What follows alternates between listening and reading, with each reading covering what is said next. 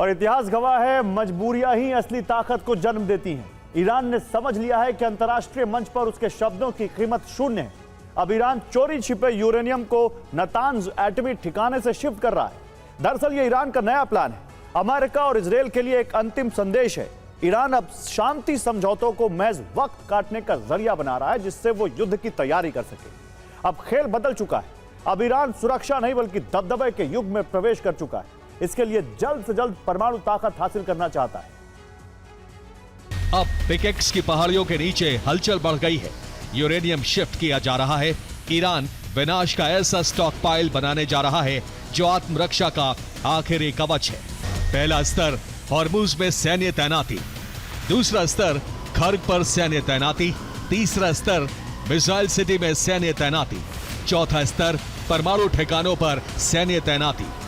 इन तमाम जगहों पर सबसे ज्यादा सैनिक और डिफेंस सिस्टम लगाए जा रहे हैं, जिससे हर हमले को रोका जा सके और अमेरिका कब्जा करने आए तो उसे ढकेला जा सके।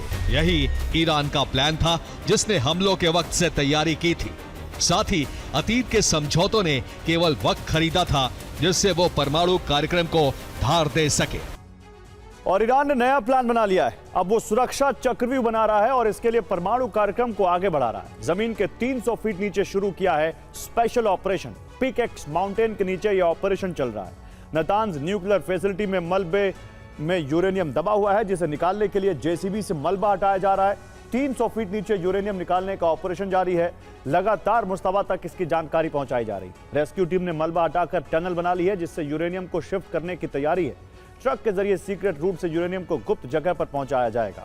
इसी वजह से ईरान ने यूरेनियम संवर्धन, मिसाइल कार्यक्रम और हॉर्मुज स्ट्रेट को लेकर कोई समझौता नहीं किया है, जबकि वार्ता में अमेरिका का पूरा जोर इन्हीं तीनों समझौतों पर है। Institute for science and international security की रिपोर्ट है कि ईरानी परमाणु ठिकाने पर निर्माण कार्य शुरू हो गया है।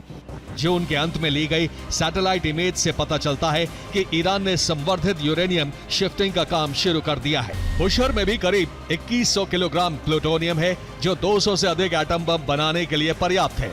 यानी बुशहर में काफी मात्रा में स्पेंट फ्यूल है, जिससे प्लूटोनियम बनाया जा सकता है। प्लूटोनियम 239 से परमाणु बम बनाया जा सकता है। दुनिया के कई सबसे खतरनाक परमाणु हथियार प्लूटोनियम से ही बने हैं। और ईरान के परमाणु प्रोग्राम की भनक अमेरिका को भी है, इसलिए वो ईरान के परमाणु ठिकानों पर फिर से हमला कर सकता है। नातांज के अलावा 120 किलोमीटर दूर इस्फहान पर भी हमला कर सकता है। ईरान नातांज से 210 किलोमीटर दूर फोर्दो में भी यूरेनियम शिफ्ट कर सकता है, और इसलिए यह भी ईरान के टारगेट पर है।